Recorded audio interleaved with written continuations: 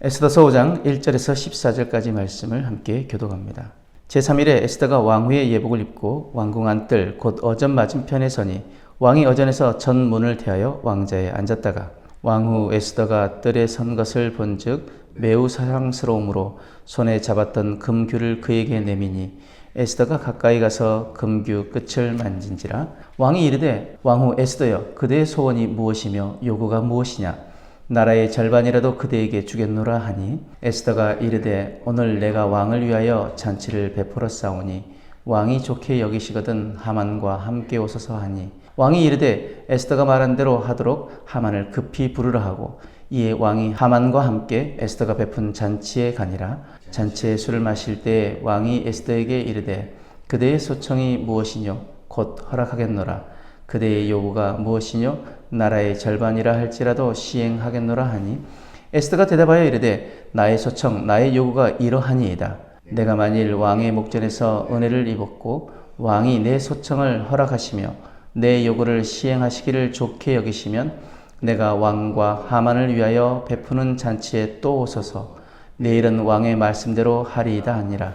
그날에 하만이 마음이 기뻐 즐거이 나오더니 모르드게가 대궐 문에 있어 일어나지도 아니하고 몸을 움직이지도 아니하는 것을 보고 매우 노하나 참고 집에 돌아와서 사람을 보내어 그의 친구들과 그의 아내 세레스를 청하여 자기의 큰 영광과 자녀가 많은 것과 왕이 자기를 들어 왕의 모든 지방관이나 신하들보다 높인 것을 다 말하고 또 하만이 이르되 왕후 에스더가 그 베푼 잔치에 왕과 함께 오기를 허락받은 자는 나밖에 없었고 내일도 왕과 함께 청함을 받았느니라. 그러나 유다 사람 모르드게가 대궐문에 앉은 것을 보는 동안에는 이 모든 일이 만족하지 아니하도다 하니 그의 아내 세레스와 모든 친구들이 이르되 높이가 50규빗 되는 나무를 세우고 내일 왕에게 모르드게를 그 나무에 매달기를 구하고 왕과 함께 즐거이 잔치에 가소서 하니 하만이 그 말을 좋게 여기고 명령하여 나무를 세우니라. 아멘.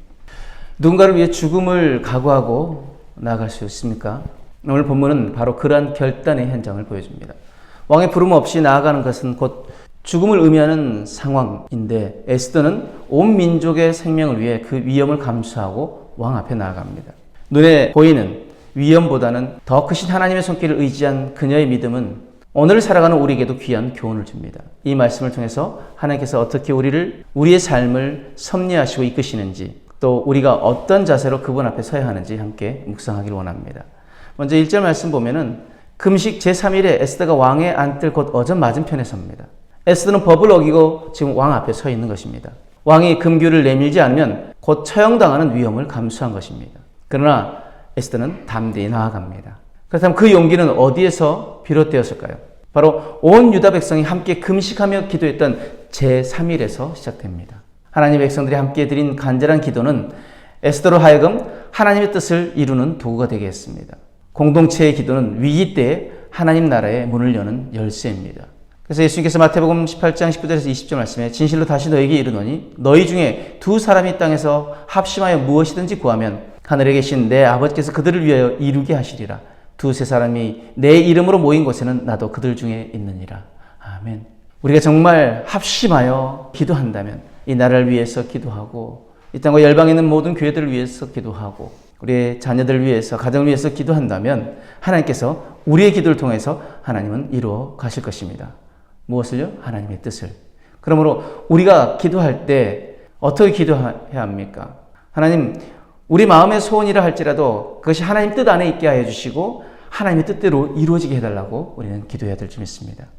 2절의 4절 말씀에 왕후 와스디는 왕의 부름을 거절했다가 폐위되었습니다.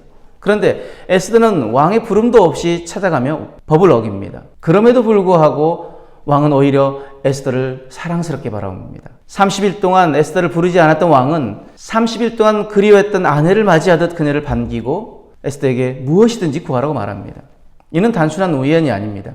왕의 눈길, 감정, 마음까지도 조율하신 하나님의 섭리가 그 안에 있습니다. 하나님의 놀라운 계획은 사람의 감정과 시간, 장소까지도 사용하셔서 역사하십니다.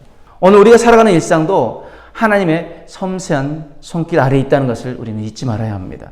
시편 33편 13절에 여호와께서 하늘에서 굽어보사 모든 인생을 살피시며 15절에 그는 그들 모두의 마음을 지으시며 그들이 하는 일을 굽어 살피시는 이로다. 아멘. 하나님께서는 우리 모든 인생을 굽어 살피시는 분이라는 것입니다. 그리고 우리의 마음을 지으신 분께서 우리의 모든 생각과 우리 모든 뜻을 아시고 그리고 하나님의 뜻대로 그 모든 것을 이루어 가신다는 것을 우리는 잊지 말아야 합니다.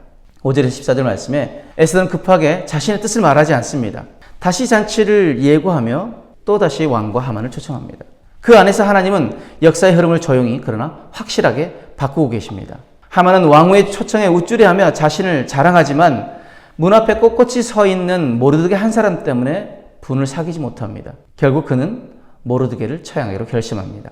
지금 상황이 악화 일로를 걷는 것처럼 보이지만 하나님은 하만의 교만을 꺾으시고 모르드게를 높이실 계획을 진행 중이셨습니다. 하나님을 무시하는 이들의 번영은 잠시지만 하나님은 당신의 백성을 그들 위에 세우실 것입니다. 그러니 두려워하지 말아야 합니다. 하나님 지금도 보이지 않는 손으로 우리를 이끌어가고 계십니다. 이사야 41장 10절 말씀에 두려워하지 말라 내가 너와 함께함이라 놀라지 말라 나는 네 하나님이 됨이라 내가 너를 굳세게 하리라 참으로 너를 도와주리라 참으로 나의 의로운 오른손으로 너를 붙들리라 말씀하십니다. 왜 우리가 두려워하지 말아야 합니까? 하나님 나와 함께 하시기 때문입니다. 왜 우리가 놀라지 말아야 합니까? 하나님은 나의 하나님 되시기 때문입니다.